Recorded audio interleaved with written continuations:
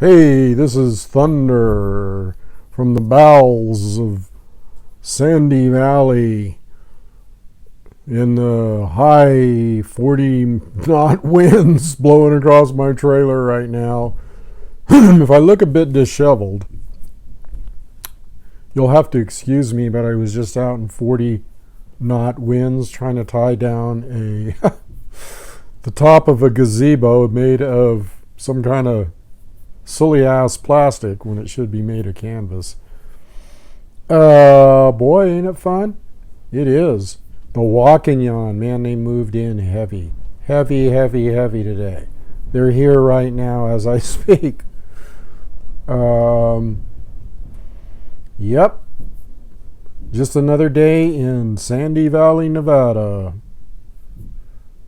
on the Sundowner Ranch. You know, this wind, this wind is so strong here right now. As a pilot, I can tell you this wind is strong, okay? When things stand straight out to the side in a wind and are flapping furiously, that's a sign that there might be Tate, the wind. And combined with walking yawn and the thunder beings, hey, I love it. I just hope the friggin' trailer here doesn't blow away. Loved seeing those clouds roll in, talking to the walking yawn. I love it. Just hope the trailer don't blow away and the roof don't blow off. It's got kind of like, it's one of those steel roofs, and it's kind of like it can't be explained, people. Except that you don't fuck with Mother Nature. When I saw this storm approaching and the storm clouds coming in, I thought of, and it was one of those kind of days here on all levels. I thought about the storm clouds are gathering, a metaphor. The storm clouds are gathering on the horizon. Still got a little bit of dust in my lungs. Sorry about that. The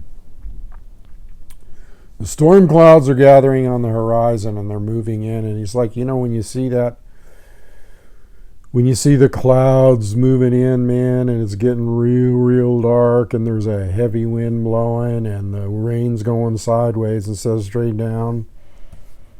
That's kind of what the situation on the planet, in the world, reminds me of right now, okay? Although those idiots running the show that are causing the storm clouds in the world should sit out here in the desert for about a half an hour in the daytime, watch the storm approach, and dig it. Dig the power of Mother Nature is much stronger than these puny men walking around on the earth here. And they have no idea who they're messing with when they mess with the balance of nature like they're doing, and how everything is a giant microcosm and macrocosm. It's just awesome. And they ought to sit out here and take note of Mother Nature and her supreme power and her beauty, instead of creating the havoc that they're creating on a spiritual level. Okay. That is blowing the shit out of mankind in a way that is unforgivable. Okay. And as you look at all this stuff, and as you look at, I heard an interview today with, I think his name's William C. Perry. I think that's it. Maybe he was Secretary of Defense for Clinton back in the Clinton years. And he's saying right now, I wish that, his Clinton-esque followers and all these Clinton freaks and Clintons themselves need to listen to his words, because what he's saying is that kind of what I've been saying all along, and that's that we're at a critical mass here, critical juncture in history, where the two superpowers, he talked about Russia and USA, and he said that both of them have built up to a certain degree. They've built up enough power to where if they collide, if they don't get along, if they don't try to reach out to one another, this is his take, not mine. I see it as more of a one-way reaching out. I mean, Putin's already tried to reach out, but if the powers to be in this country don't reach out, or if they don't get off their bullshit bandwagon about nuclear weapons, as they're deploying them all over the world right now, that's a storm you don't want to see. That's a storm you don't want to see, a nuclear storm. You don't want to see a nuclear winter. And I hope most people realize that's entirely possible right now. It's entirely possible. One little slip and one little miscalculation, as you're juggling around nuclear weapons, putting them in place around each other's borders, flying around with them armed in the skies, sailing on the seas with nuclear-tipped missiles. It's a recipe for disaster, people. It's a recipe for disaster. These are times that you have to be strong. You have to be very, very strong. You have to have... I was talking to Goyathle, or Geronimo, today, through his picture here. And I was saying, look, my brother, give me the courage that you have, or had, or still have. His energy's floating around. And incidentally, this video is in the spirit of Crazy Horse and Geronimo. You thought I forgot to say that, huh? Nope. But I was asking Geronimo's spirit, I was saying, hey, look, brother, I could use some of the courage. And I could use some of the power.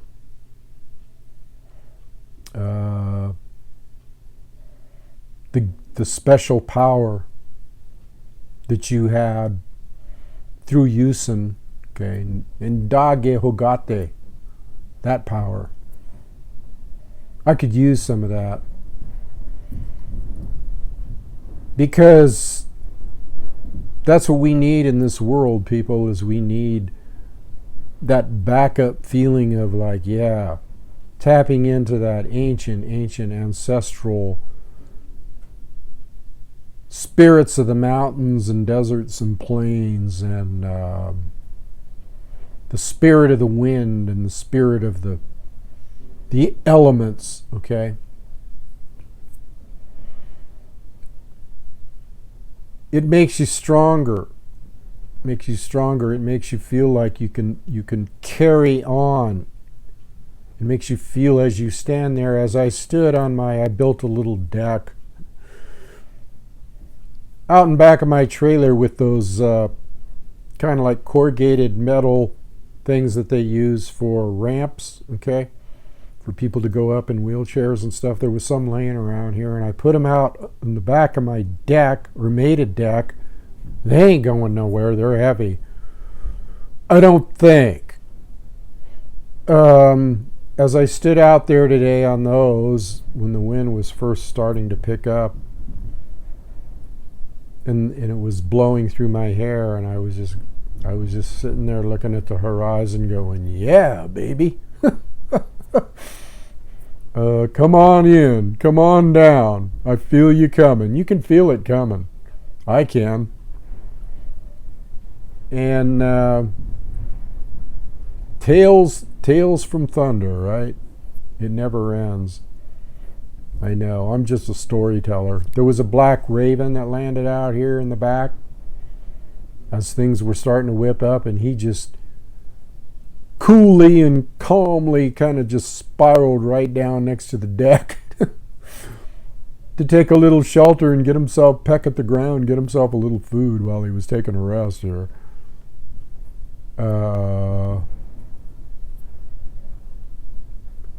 The workings of Mother Nature, again, they punify. Is that a word? They make puny all these goings on of mankind, you know. Boy, I sure wish I had a nice. I need my Sherpa blanket around me right now. No, I need a warm body next to me. That might be good. Forget it. Yeah, so that's what I see. That's what I see is storm clouds on the horizon. Storm clouds on the horizon, baby. Kind of rolling in quick, you know. It's just a matter of time. And like I said, as quick as these things arise in the desert, okay? I mean, like, you can be standing outside here, and it's sunny and warm 1 minute, and a few clouds in the sky, and just maybe a light breeze. And I mean, in a matter of like that, it changes, okay? It's like that biblical saying, it shall come as a thief in the night. That's true. That's true. What do I mean when I say it? Or what did it mean? What does that saying mean by it? Sudden chaos, just like this storm. Sudden chaos. In other words, no time to batten down the hatches. You had better batten them down beforehand, before it gets here. Because one thing you learn in the desert, you learn to watch the signs and you learn to watch the weather forecast very, very closely to see what's coming, okay? And when it comes hard, and you better have battened down the hatches, tied down the tarps, put any loose objects that might be laying on the ground or on your deck away. Because once that storm whips up, that shit could come flying right through the air and knock you cold, baby. And it will. It will. And that's what's going to happen with mankind. They're going to get knocked cold. It's going to come in like suddenly. Things are going to look rosy Friday night, and Monday morning it's going to look like hell. Okay? Or might not even be that long. It might be Friday night and Saturday morning. So be prepared for anything. Be prepared for anything. But on the other hand, ride the storm, man. Ride the waves. Do like the Wakanyan do. They ride the wind. They're riders on the wind. They're riders on the storm, to quote a famous song, you know. And that's basically your attitude towards life, is you ride the storm. You know, it's like giant waves coming through, wind waves.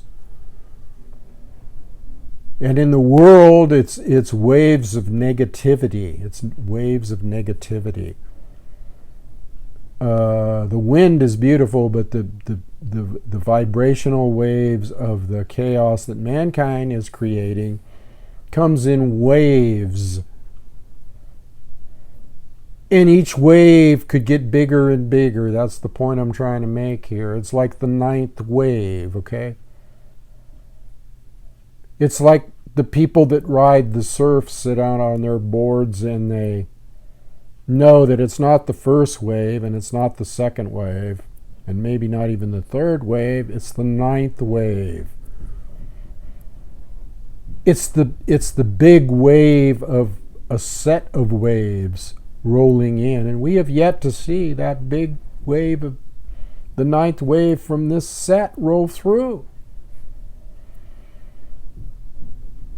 And when those guys are out in their kayaks or their boards or wherever they are, whether it be in Indonesia or anywhere or Hawaii, and they're out there riding over the waves and they're counting the waves as they go, and they're hoping that they get out beyond the point where that big,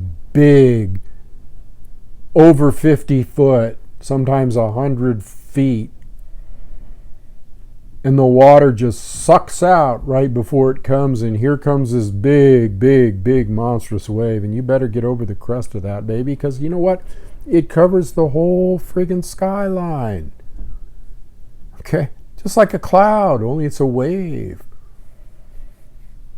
And that wave, when that wave hits you, unless you're prepared,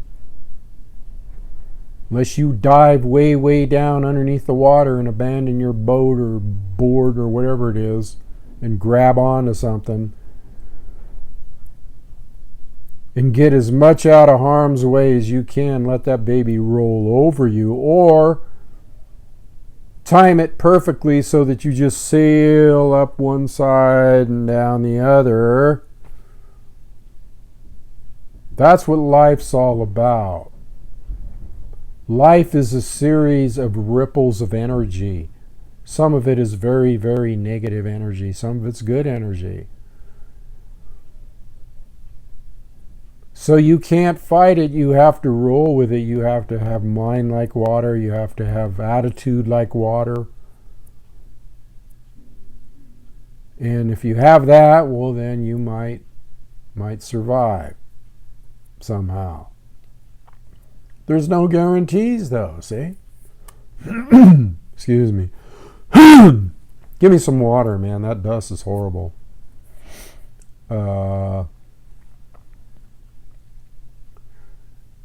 You might have to, you might have to ride that wave, go with the flow to get to where you're going. But once you get there and you ride out the storm, it feels pretty good.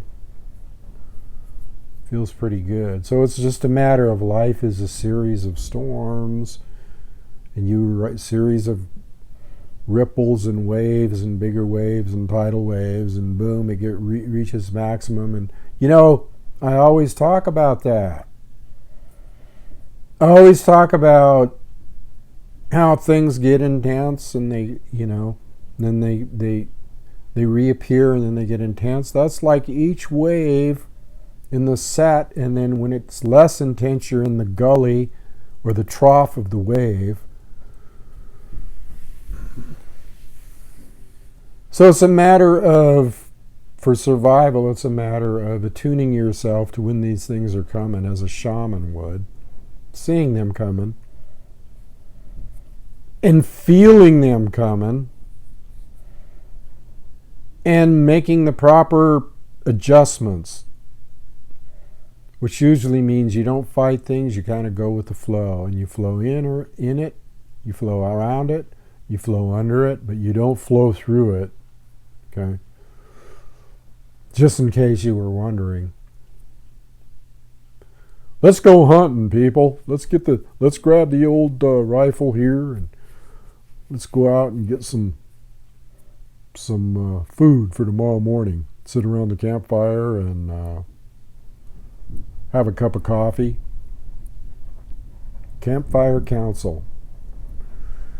Coming to you live and unsullied from Sandy Valley, Nevada. In the heart of the Should I go on here? I don't know. I'm on one, I know I am. Life is like that, though, because life for me today I'm still dealing with situations with my sister, and both just on all kinds of levels. And I was thinking as I was going through the storms of life, which I do, they never stop. Doesn't matter where you are, whether you're in Sandy Valley or in the city. I appreciate all the people that support me in the Campfire Council, spiritually support me, and those who donate too. And you know who you are. Sometimes I forget to thank people by email or whatever, but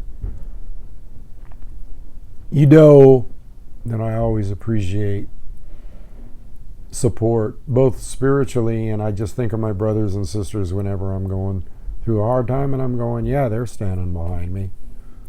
They'll stand behind me no matter what. And that's the kind of group the Campfire Council is.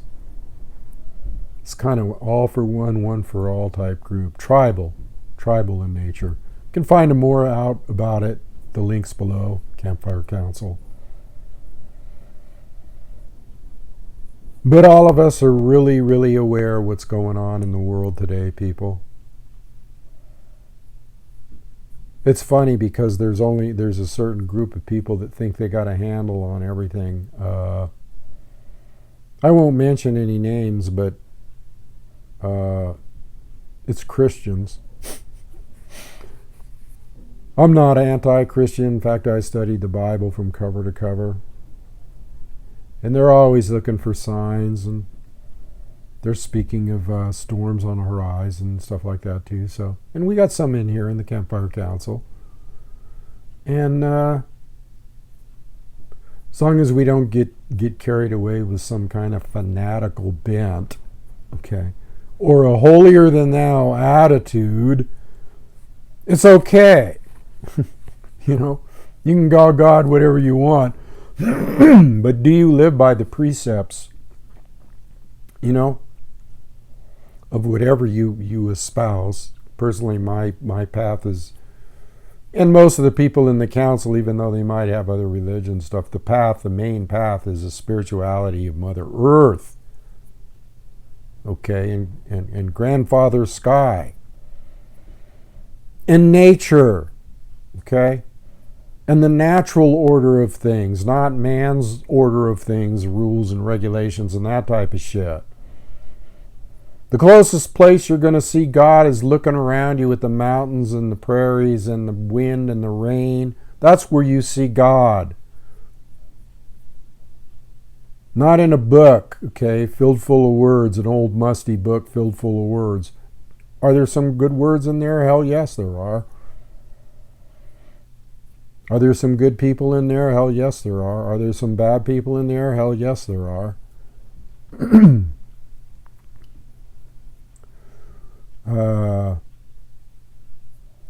But you gotta be. There's only two things that really you need to consider in the Bible, okay, that are just common sense that cover everything, and that's the golden rule of like treating others as you would treat yourself, and that means you better start treating yourself good first, and then others as well, like you'd like to be treated. And that basically is of the same kind of thing as Mushin, or mind like water, where you reflect the other person as yourself. You know? How do you treat the other person? When they call you on the phone or something, do you blow them off? Do you like to be blown off when you're on the, making a phone call or something? Do you dodge them? What about when you have a chance to reach out and help somebody, give them a helping hand? Do you dodge that? What about how your actions might affect other people? Do you ignore that? Then don't call yourself a follower of Christ. That's why it's so good to just, to look at the teachings of different spiritual masters like Buddha, and Geronimo, Crazy Horse, anybody that I consider a very holy medicine man or spiritual advisor or master, okay, master.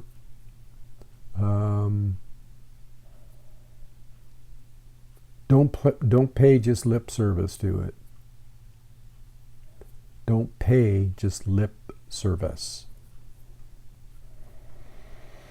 Of course, everybody knows I'm a pagan. I've said many times that pagan means, most people think, oh, pagan, he's a devil worshiper or something. That ain't what it means. It means, if you look up the definition, it has to do with nature and seeing God in nature, or worshiping God in nature, or worshiping nature as God. Well, I guess I got news for you people. Nature is God. So, happy trails to you on that one. So anyway, the basic thing is, storm clouds are coming. Unite with people like in the Campfire Council or your own council or your own churches, but make sure you're not hypocritical, judgmental, fear-mongering, any of that stuff. Because if you are, then you're a hypocrite.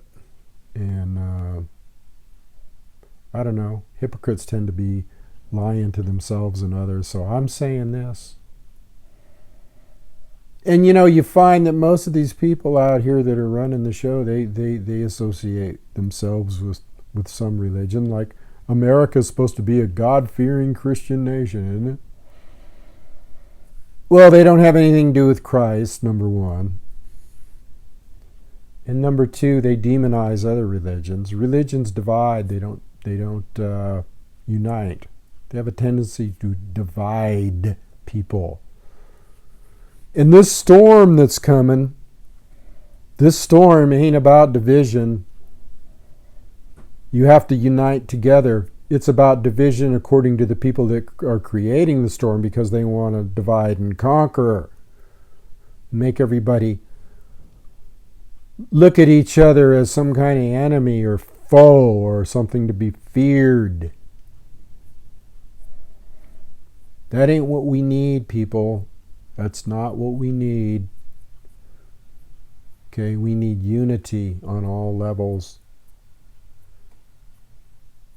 Just remember, the hand that you give to somebody today might be given to you tomorrow. Just remember that.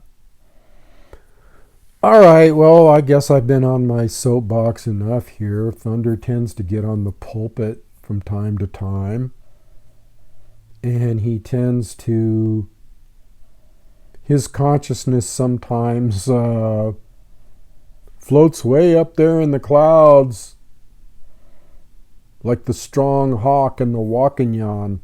Sometimes my consciousness floats way up there and kind of sees down on everything here.